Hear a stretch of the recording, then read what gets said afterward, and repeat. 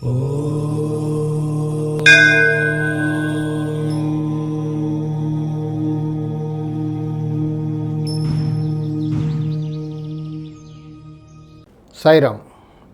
విశ్వకర్మ వాస్తు YouTube ఛానల్కి స్వాగతం.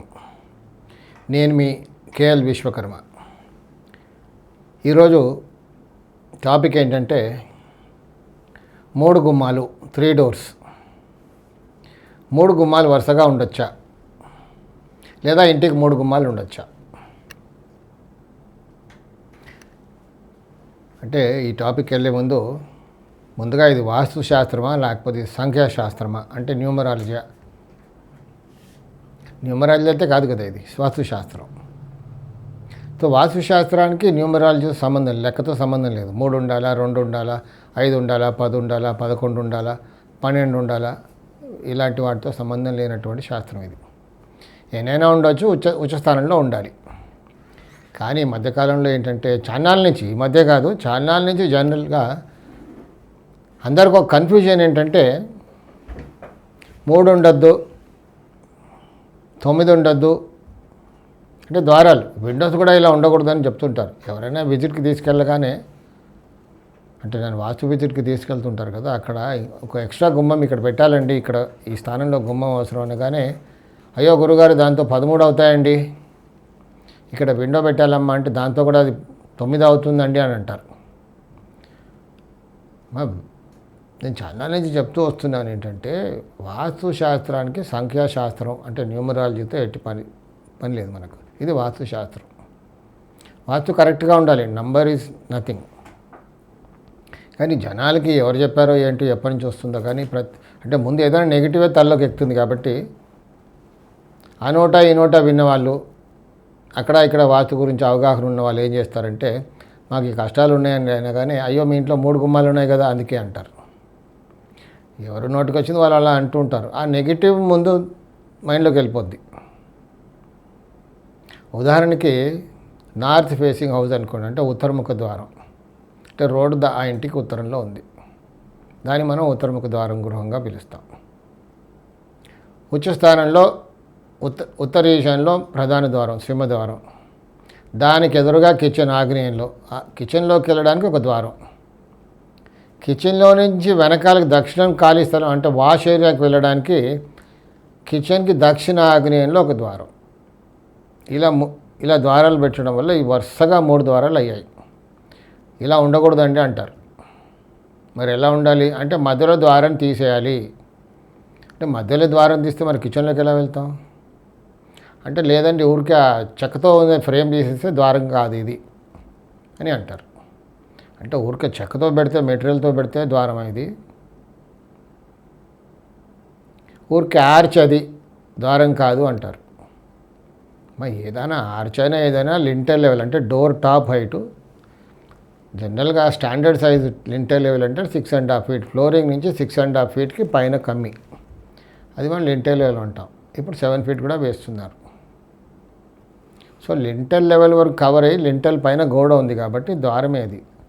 ఊరికే వుడ్తో పెడితేనే ద్వారం, సో వుడ్ ఫ్రేమ్ పెట్టలేదు అక్కడ ద్వారం కాదు అనేది తప్పు.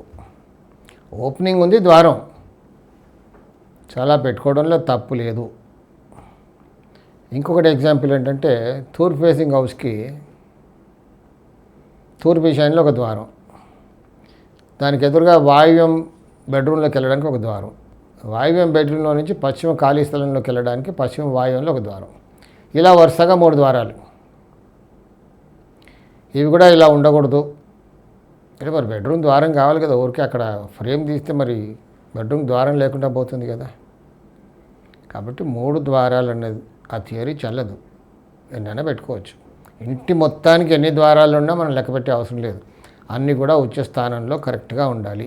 ద్వారాలు పెట్టడంలో ఒక సైంటిఫిక్ మెథడ్ అంటూ ఉంటుంది. అలా ఆ మెథడ్ ప్రకారంగా ద్వారాలు పెట్టుకోవాలి. అంటే ఉచ్చస్థానంలో ద్వారం అనేది ఊరికే అలా పెట్టేయడం కాదు. ఉచ్చస్థానంలో కూడా ద్వారం ఎలా పెట్టాలి, దానికి ఎదురుగా వచ్చే డోర్ని ఎలా సెంటర్ చేసి పెట్టాలి అనేది ఒక సైంటిఫిక్ మెథడ్ అంటూ ఉంది. ముందు వీడియోలో అది కూడా నేను క్షుణ్ణంగా చెప్తాను. సో 3 ద్వారాలు ఉండడం దోషమేం లేదు. యాక్చువల్గా ఏంటంటే 3 ద్వారాలు ఎలా ఉండకూడదో నేను చెప్తాను. అంటే ఎలా ఉండకూడదో కాదు, ఉండొచ్చు. కానీ ఆ రోజుల్లో ఏం చేశారంటే అప్పుడు ఇలిటరసీ, చదువుకున్న వాళ్ళు తక్కువ కాబట్టి గుడ్డిగా ఉండకూడదు అని చెప్పారు. అంటే అఫ్కోర్స్ ఆ రోజుల్లో ఒక సెంటిమెంట్ పెట్టారు, భయం పెట్టారు. ఇప్పుడు కూడా అదే కరెక్ట్ ఏమో అనిపిస్తుంది. ఎందుకంటే ఇప్పుడు ఉదాహరణకి గడప ఉందనుకోండి, గడపని తొక్కకూడదు, గడపని తొక్కితే పాపం కదా. మనం తొక్కుతామా గడప ఎప్పుడైనా తొక్కం. పొరపాటుగా గడప పైన కాలు పెడితే దండం పెట్టుకుంటాం. అది వుడ్తో చేసింది. అదే చైర్ పైన కూర్చొని ఎక్కుతాం, కాలు పెట్టి తొక్కుతాం, దాన్ని పైనకి సామాన్లు తీస్తాం. అది వుడ్డే ఇది వుడ్డే కదా, మరి దానికి ఎందుకు అంత ప్రాముఖ్యత అంటే అక్కడ దానికి మనం పసుపు కుంకుమ పెడతాం. గడపకి పసుపు కుంకుమ మనం ఎక్కడికో బయట వెళ్ళి తిరిగి లోపలికి వచ్చేటప్పుడు గడప దాటడం వల్ల మన అరికాలకున్న బ్యాక్టీరియా చచ్చిపోద్ది ఆ పసుపు కుంకుమ వల్ల. ఇంట్లోకి ఆ గాలి ధూళి కూడా రాదు. అది కారణం. అందుకే మనం అలా తొక్కకూడదు, పాపం అన్నారు. ఇది విడమర్చి చెప్తే ఓ సింతేనా తొక్కి మళ్ళీ పసుపు పెడతా అంటారు. ఒక భయం అంటూ పెట్టారు. అలాగే 3 ద్వారాలు కూడా ఇలా చెప్పి ఉంటారు వాళ్ళు. యాక్చువల్లీ ఏంటంటే పెద్ద హాల్ ఉందనుకోండి, ఉదాహరణకి ఒక పెద్ద మ్యారేజ్ హాల్, ఏదో ఒక హాల్, పెద్ద హాల్ అనుకోండి. హాల్కి ఉత్తరముఖంగా ఉంది. హాల్కి 3 ద్వారాలు. ఇప్పుడు అక్కడ పెద్ద హాల్ కాబట్టి ఒకటే ద్వారం ఉంటే నడవదు. సో కనీసం 3 ఉండాలి. ఒకటి ఉచ్చస్థానం ఉత్తర ఈశాన్యంలో, రెండవది మధ్యలో ఉత్తరంలో, మూడవది వాయువ్యంలో. ఇలా 3 ద్వారాలు హాల్లోకి వెళ్ళడానికి, జనాలు బయటికి రావడానికి కూడా. ఇది దోషం కాదు, ఇలా పెట్టుకోవచ్చు 3 ద్వారాలు. కానీ ప్రాక్టికల్గా వాడే అప్పుడు ఏమైనా మనం పొరపాటు చేస్తే అక్కడ కొంచెం దోషపూరితమవుతుంది. అది ఎలాగో చూద్దాం. 3 ద్వారాలు ఉండి లోపలికి బయటికి వస్తున్నారు జనాలు, దోషమేం లేదు. కొంచెం తక్కువగా ఉన్నారు జనాలు, అప్పుడు ఏం చేస్తారు, కొన్ని 2 ద్వారాలు మూసేస్తారు. ఉచ్చస్థానమైన ఉత్తర ఈశాన్యం వాయువ్యంలో ఉన్నది, ఉత్తర వాయువ్యంలో ఉన్నది మూసేశారు. మధ్య ద్వారం కూడా వస్తున్నారు వెళ్తున్నారు, ఓకే, బాగానే ఉంటుంది. కొన్నిసార్లు 2 ద్వారాలు తెరుస్తారు. అంటే ఉత్తర ఈశాన్యంలో మధ్యలో ఉత్తరంలో ఉన్నది, అది కూడా దోషం కాదు. కానీ కొన్ని పరిస్థితుల్లో ఉత్తర ఈశాన్యంలో ఉత్తరంలో ఉన్న ద్వారాలు మూసేసి ఉత్తర వాయు నడక ఏర్పడి అక్కడ దోషపూరితం అవుతుంది. అంతేగాని ఇలా 3 ద్వారాలు ఉండకూడదని శాస్త్రం ఏం లేదు. ప్రాక్టికల్గా వాడినప్పుడు కొన్ని దోషాలు అవుతాయి. అసలు 3 ద్వారాలు ఎలా ఉండకూడదో కూడా చూద్దాం ఒకసారి.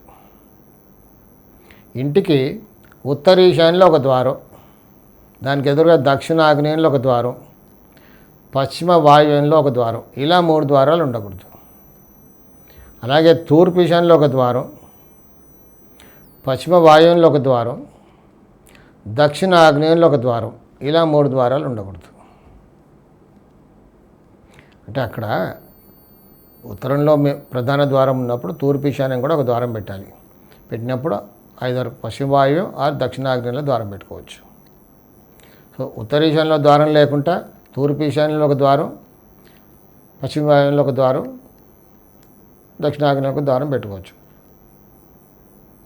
కానీ ఏదో ఒక చోట లేకుండా, అంటే తూర్పు ఈశాన్యంలో లేకుండా ఇలా పెట్టుకోకూడదు.